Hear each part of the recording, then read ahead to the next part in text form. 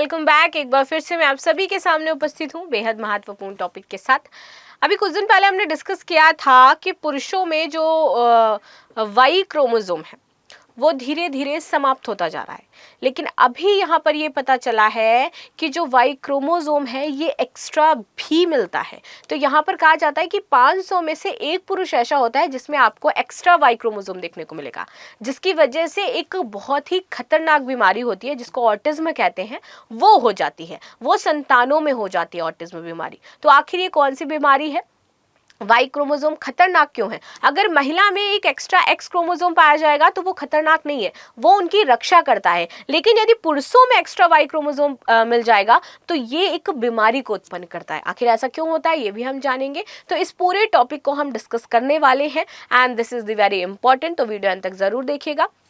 मेरा नाम है प्राची मिश्रा और संस्कृति आईएएस के इस प्लेटफॉर्म पर आप सभी का स्वागत है। लेकिन इससे पहले एक इम्पॉर्टेंट न्यूज़ भी है। न्यूज़ क्या है भाई? दिवाली आ रही है। Happy Diwali to all. तो संस्कृति आईएएस आपको हमेशा दिवाली पर कुछ अच्छा ही गिफ्ट देता है, तो इस बार भी आप सभी के लिए गिफ्ट ये है कि आपको 75% का डिस्काउंट मिल रहा है।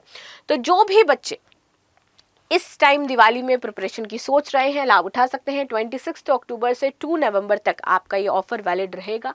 पहली बार ऐसा है कि इसमें आपको लाइव क्लासेस पर 75% का डिस्काउंट दिया जा रहा है। अभी तक आपको सिर्फ जो रिकॉर्डेड क्लासेस होती थी या इस तरीके की क्लासेस होती थी उनमें ही मिलता था, लेकिन फर्स्ट टाइम आपको लाइव क्लासेस पर ये डिस्काउंट मिल रहा है। आपकी जो भी क्लासेस होंगी लाइव होंगी और वो 75% के डिस्काउंट पर आपको मिलेंगी। तो आप जल्द से जल्द इस ऑफर का लाभ उठा सकते हैं। इसके तहत ये सारे कोर्सेज आपको उपलब्ध करवाए जाएंगे।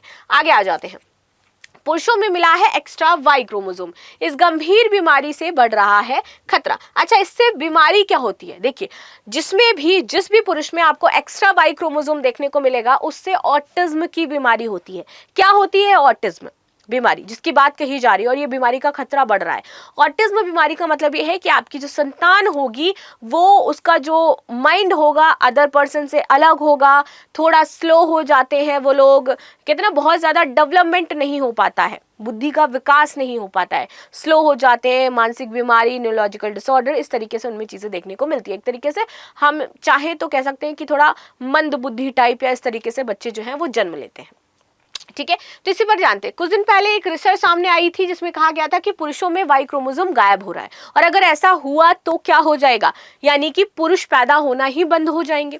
ठीक है, लेकिन एक दोबारा रिसर्च की गई है और इस रिसर्च में पाया गया है कि अब क्या है, एक्स्ट्रा वाई क्रोमोसोम देखने को मिल रहे हैं, और रिसर्च में ये भी बताया गया है कि एक्स्ट्रा वाई क्रोमोसोम के कारण ही पुरुषों में ऑटिज्म का खतरा जो है वो ज्यादा बढ़ जाता है। 1,77,000 लोगों पर ये रिसर्च करी गई थी, और तब ये पता चला था कि कई जो पुरुष हैं उनमें क्या है, एक्स वाई वाई क्रोमोसोम देखने को मिले, यानी कि एक वाई जो है वो आपका एक्स्ट्रा है। वहीं महिलाओं में भी ऐसा होता है, महिलाओं में भी आपका जो एक्स है कई बार ज्यादा पाया जाता है, तो महिलाओं में क्या मिलेगा, एक्स एक्स वाई क्रोमोसोम मिलेगा। ठीक है, लेकिन महिलाओं में यदि एक्स ज्यादा है तो वो महिलाओं की रक्षा करता है, वो कोई बीमारी उत्पन्न नहीं करता है, लेकिन अगर पुरुषों में वाई ज्यादा है तो ये बीमारी का कारण बन जाता है, और बीमारी इससे होती है आपकी ऑटिज्म। तो वैज्ञानिकों की एक टीम थी जिसने 1,77,416 रोगियों पर आनुवांशिक और ऑटिज्म निदान डेटा का एनालिसिस किया। जब इन्होंने एनालिसिस किया तो इन्होंने पाया कि इसमें से 350 लोग ऐसे हैं जिनमें जो सेक्स क्रोमोसोम है वो असामान्य है। असामान्य कैसे है कि किसी में देखने को मिल रहा है कि जो वाई क्रोमोसोम है वो एक्स्ट्रा है पुरुषों में, किसी में देखने को मिल रहा है कि महिलाओं में एक्स क्रोमोसोम एक्स्ट्रा है, यानी कि एक्स एक्स वाई हो गया है या फिर एक्स वाई वाई हो गया है। ठीक है, इसकी तुलना में ऑटिज्म का जोखिम अधिक पाया जाता है। ठीक है, तो जिसमें भी एक्स वाई वाई होता है या इस तरीके से आपके डिसऑर्डर में देखने को मिलते हैं तो वहां पर आपका ऑटिज्म का खतरा बढ़ जाता है।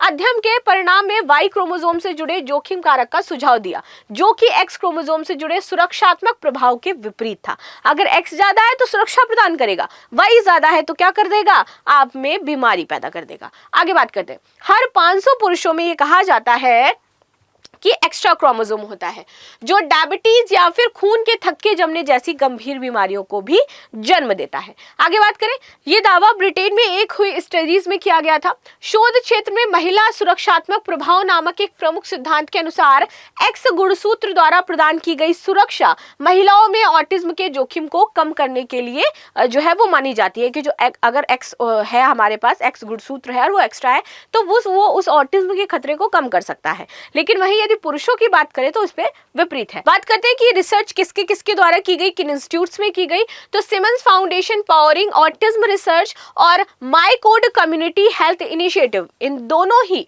अमेरिकी कंपनियों ने मिलकर के यहाँ पर ये वर्क किया था।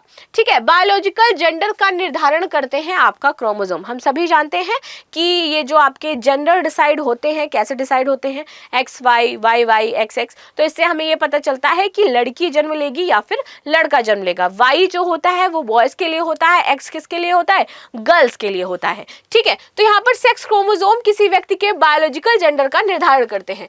पुरुष आमतौर पर अपनी कोशिकाओं में कौन से क्रोमोसोम रखते हैं, एक्स और वाई क्रोमोसोम रखते हैं, और वहीं जबकि महिलाएं क्या रखती हैं, एक्स एक्स क्रोमोसोम रखती हैं। यदि आपका एक्स पुरुष का वाई और महिला का एक्स मिल जाए तो क्या हो जाएगा, पुरुष हो जाएगा। और अगर पुरुष का एक्स और महिला का भी एक्स मिल जाए तो क्या हो जाएगा, आपका फीमेल जो है वो जन्म लेती है। तो इस तरीके से एक्स वाई में लड़का जन्म लेता है और एक्स एक्स में लड़की जन्म लेती है। ठीक है, हालांकि कुछ व्यक्तियों में असामान्य संख्या में ये एक्स वाई क्रोमोसोम होते हैं, जैसे कि एक्स एक्स वाई या फिर एक्स वाई वाई। ठीक है, आगे बात कर लेते हैं, जो एक आनुवांशिक स्थिति है जिसे सेक्स क्रोमोसोम इन्यूप्लॉइडी के रूप में भी जानते हैं, तो इसको हम इन्यूप्लॉइडी भी बोलते हैं।